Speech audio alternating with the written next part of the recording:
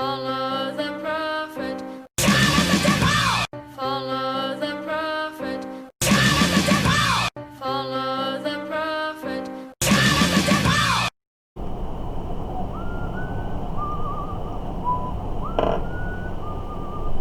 Travis Wayne Goodsoe.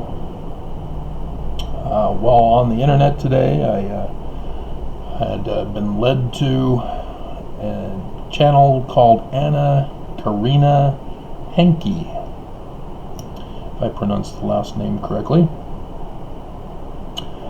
And it's just a regular young woman who sings for her videos on her channel. And I thought that was so cool, because that's how YouTube was originally designed for, is YouTube. But then the big corporations stepped in and made it a place for people to listen to their music, and it was intended to help boost sales. But because it's in the public domain, there were companies that provided downloads for YouTube videos, and all hell broke loose. Especially when YouTube was originally paying YouTubers for the amount of views that they get. So that was back in the days when people were doing animal videos and baby videos, and everybody was watching those. But then of course the big bad companies come in and mess everything up, and bots were created to tamper with the viewing, and so YouTube had to change it, and now they do a partner program crap and have their own separate pay channel, and they created a law unto themselves, and blah blah blah. So it was nice to see an actual YouTube channel of a regular person sharing her talents. So that was cool. Part of what was changed again with the church's handbook of instructions was dress code. But with the dress code, as they demand that Mormons, specifically Mormon girls, be modest, and yet they don't really describe it. The For Strength of the Youth sort of describes it. When you go to one of the BYUs, they go into description of what constitutes the honor code, clothing requirements. You have to wear collars. So t-shirts, nope, unacceptable at Rick's College when I was there. But it was not a big deal for me, because I had been in the habit during this school season of wearing a collared t-shirt, just like Magnum PI and Don Johnson, but more like Don Johnson, because I can't tuck in my shirts into my jeans. I know my mom wanted me to. Mom just doesn't understand. Young boys do not tuck their shirts in. If you don't understand, I'm not going to tell you. But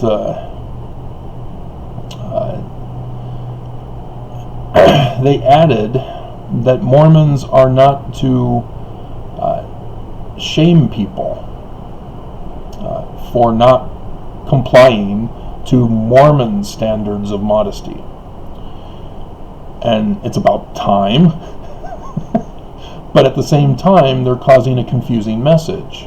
They're telling Mormons that they have to do it, but that Mormons are not supposed to apply it to others. And that causes a confusing message. And they don't explain the reason or purpose behind it. They say our bodies are sacred, but huh?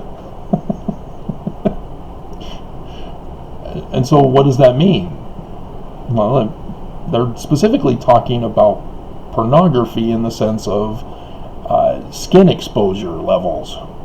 But again, they don't define, other than through the various other organizations.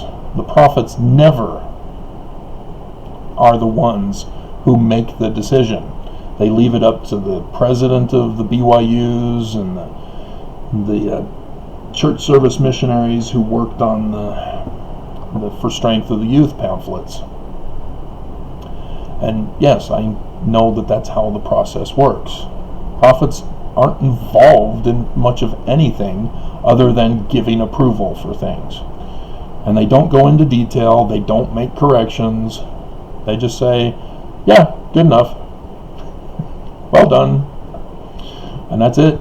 And thus the reason why things have to keep being rewritten and redone and republished and re-edited and corrected and changed and altered and etc.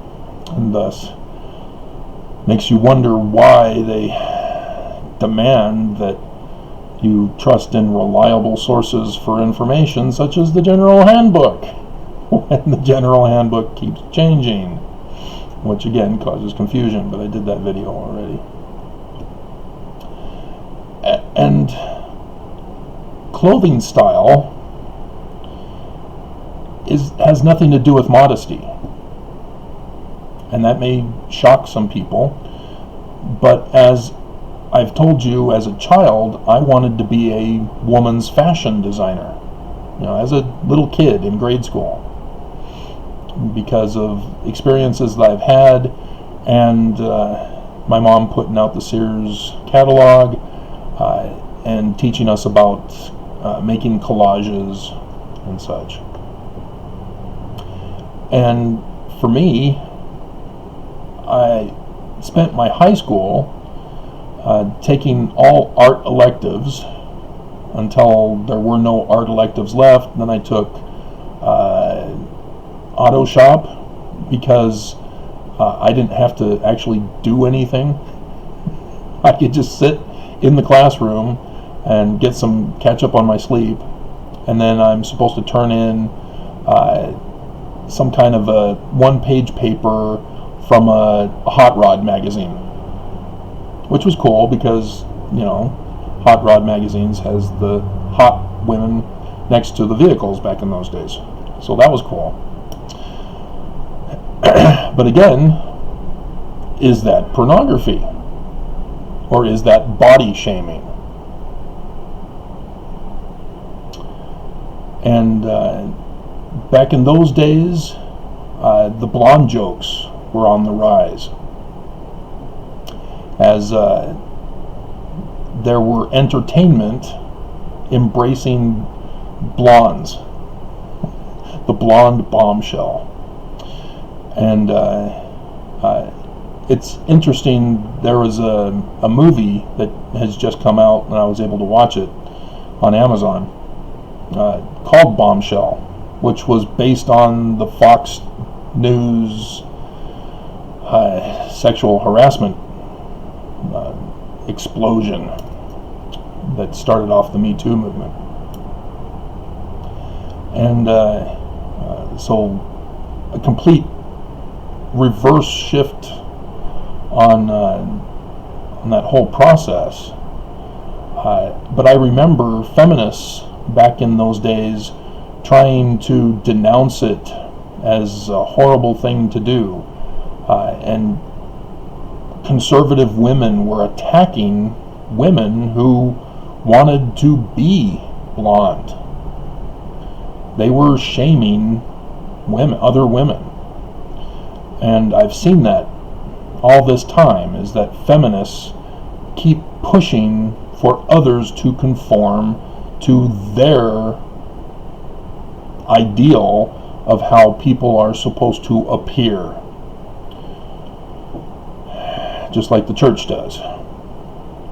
And so this is a cultural problem that we have experienced because of religion that perpetuated it and created it into mainstream culture. And the thing that nobody catches is that when you're dealing with object appearances, you're talking about aesthetics, whether it be the clothes you wear, whether it be music, movies, TV shows, magazines, whatever. It's all aesthetics, whether drawing and painting, sculpting, painting, I already said painting, and other forms of art are all under that umbrella of aesthetics. Even design, architectural design, automotive design, all that is even aesthetics. But in those particular cases, there is a standard of judgment that can be used for utilizing hard measurements to determine good or bad. For example, if you design a building or a car and you turn out with a building that collapses after it's built, or a Pinto, you know that aesthetics is a bad design. But when it comes to appearance, it's just opinion. People have their different opinions. People like what they like, and they don't like what they don't like. And there is no standard by which people can unite in conformity unless a person in a position of leadership, whether it's government, religion, business, or social leadership, tell people what is bad or good, but it's based on that leader's opinion. And that's what we see with pornography even, is everybody thinks that they all know that it's evil, and the pornography industry says, yeah, oh yeah, we're evil, oh yeah, oh, stay away. And thus used to make multi-billions of dollars because of the cultural taboos and wickedness and evil. And so yeah, they played on that and made a lot of money, because those in positions of trust do not understand human sexuality and do not want it taught in our school systems and in our families. And thus that's a completely different issue. But in fashion design, for women especially, women are very picky. They'll spend hours at a store trying on outfit after outfit, looking for that perfect one that they have their opinions for. And I always wondered, well, they're dressing for someone they love, whether it's a guy and now openly for other women now, for dating purposes and in a relationship. And I always wondered, why do the women go to their best friends to determine what they should wear for their lover? Why don't they bring their lover along and model for them? I mean, probably because they wouldn't be wearing many outfits to try on. assuming that the place isn't so busy. But I always wondered about that. Women are weird that way.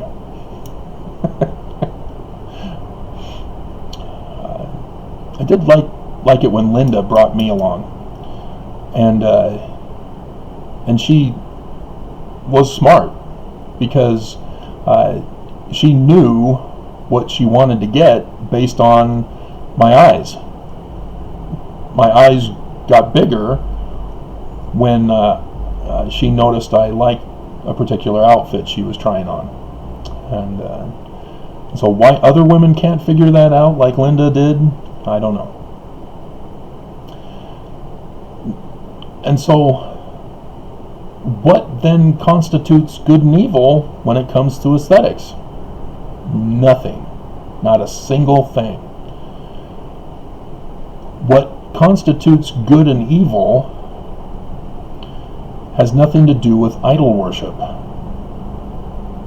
It has to do with, like I was talking about, architectural blueprints, car blueprints, designs, and things that we can create and develop that have function, that affect other people's lives. And when it comes to aesthetics, it doesn't affect other people's lives other than their own personal opinions. For example, many who don't like my videos, when they hear me laugh, when I find something hilarious, they get very upset and lash out by abusing me, saying that my laughter is annoying and make death threats even. Whereas a person who knows me or has a shared interest in my videos, they don't mind my laughter, and that's not a problem for them.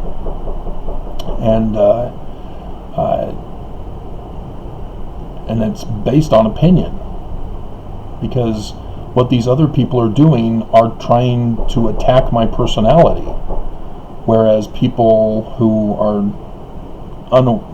unfazed by what I talk about are not abusive towards my character. And that's where people need to step back and say, okay, we can't be prejudiced towards other people. We can't be annoyed. But when it comes to relationships, people have their preferences. And I saw it in the older singles ward, younger singles ward too, but older singles ward, people were a little more open with me. And they had their own fetishes, if you want to call it that, their own personal natures about another person that they're looking for. And so a lot of times they'll say, oh, I want somebody who makes me laugh. You mean you want to be infatuated? And they don't make that connection. They use those code words. Type, for example. Oh, he's not my type, or she's not my type. Oh, what? Type? Dude, she's female. She's breathing. She's legal. What's wrong with her? But having been in 2 failed marriages, I do know that there's more to just picking someone based upon appearance. Is that even in the relationship, it has nothing to do with a woman's appearance. And I saw that on Castle, as I told you I watched that. And I watch movies, entertainment, listen to songs that have impact on me because of my experiences in life. And Castle is one of those because of their investigations, a man and a woman, that sexual tension, etc. But Kate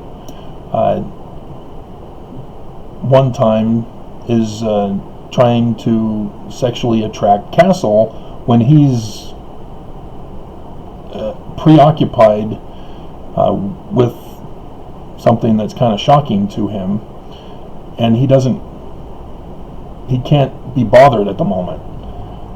And Kate was under the misunderstanding that all she has to do is look sexy and that the guy will give in. And that's not how it works.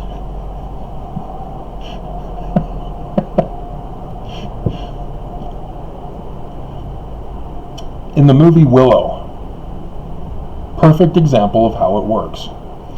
The guy is given the dust of undying love, or whatever it's called, the pixie dust, and he sees Sorsha, and I don't need the dust to swoon over her, but he swoons over her, and I love you, Sorsha. You are my sun, my moon, my guiding star. Without you, I perish in darkness. And she falls for it, and they kiss as the tent falls down, and he has to flee.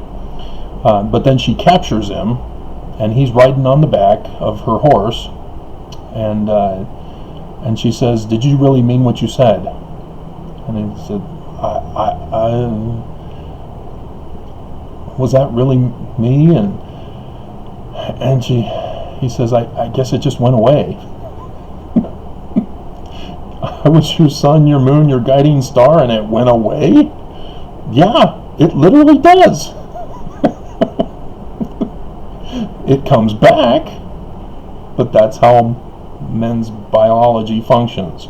It has nothing to do with our outward appearance. Our outward appearance has everything to do when we are under that spell. And yes, I'm being very vague.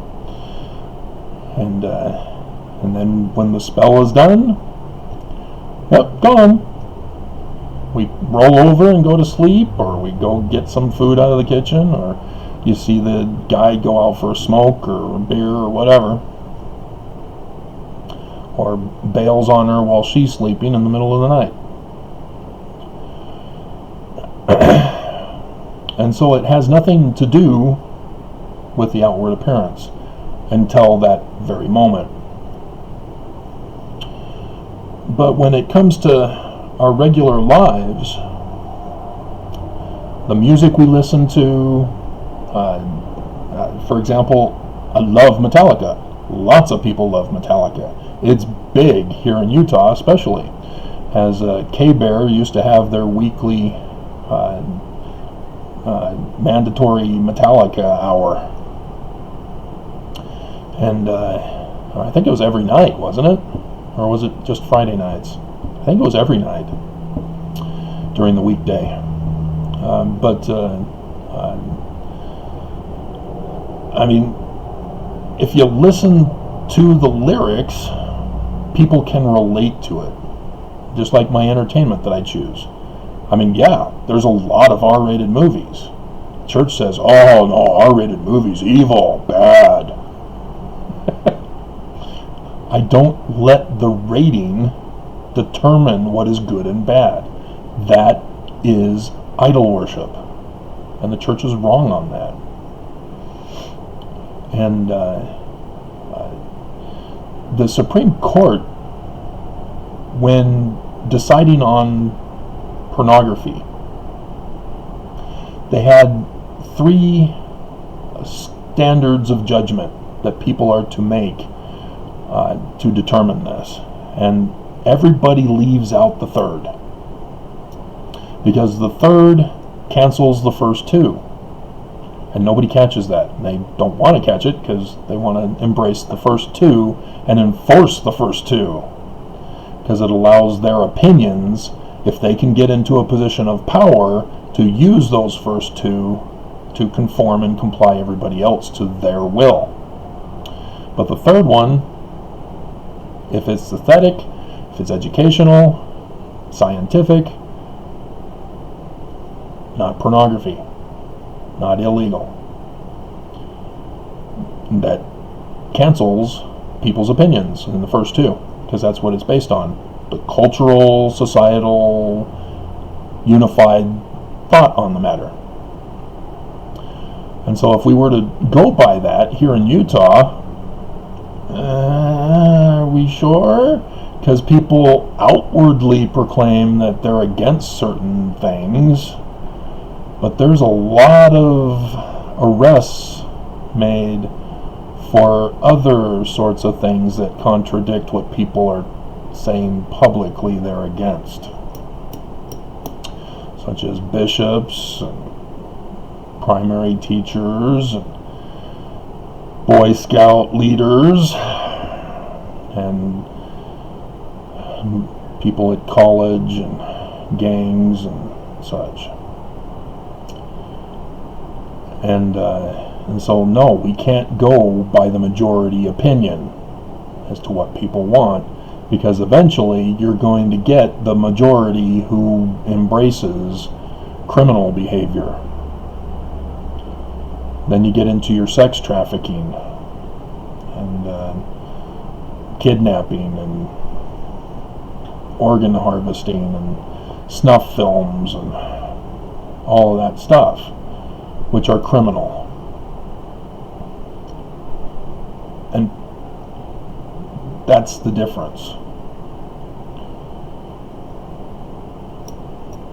And so the church to interfere and tell people what they can listen to, what they watch, what they view on the internet, and how they dress, it's wrong. Joseph Smith had nothing to do with the magic underwear. Underwear is just something that you wear to keep your outer clothes as clean as possible, because you get, the sweat and stuff from your skin onto the underclothing, and so that provides a shield for your outer clothing.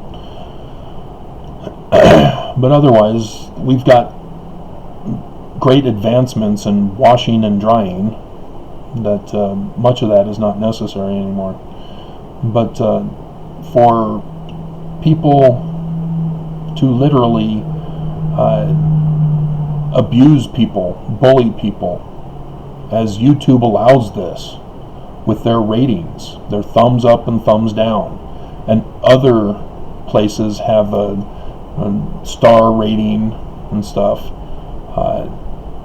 and for products, yeah, I can understand having a rating system so to let other people know that, 98% of people think that this product is good. You may want to check out why the 2% don't like it.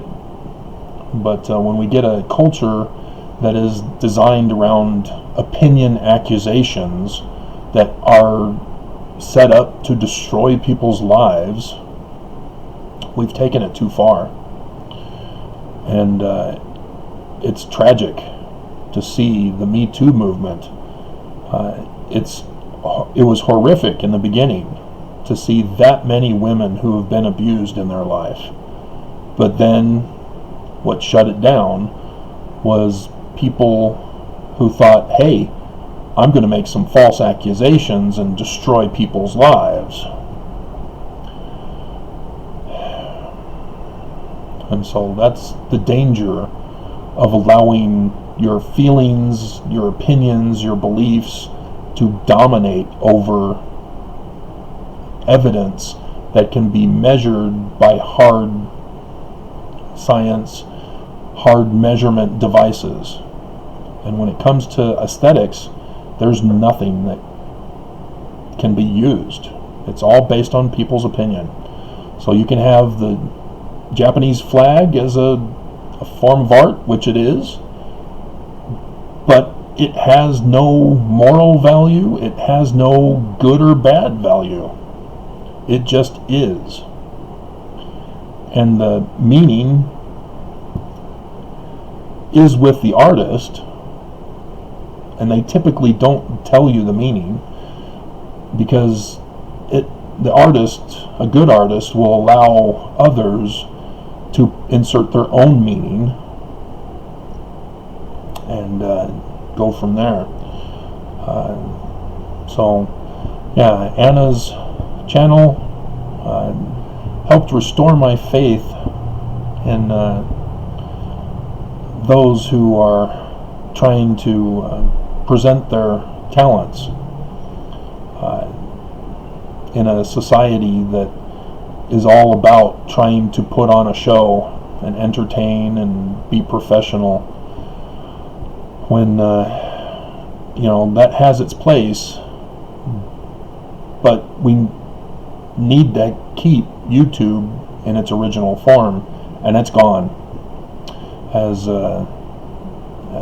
a result, guys like me don't get a voice anymore because of their analytical programs that shut me down. So, and it doesn't help when the church is invested in YouTube through Google and have YouTube employees who are Mormon. But they do need to get rid of the thumbs up and thumbs down. I mean, for professional companies, sure, but not for regular people who are trying to communicate, who are utilizing their talents.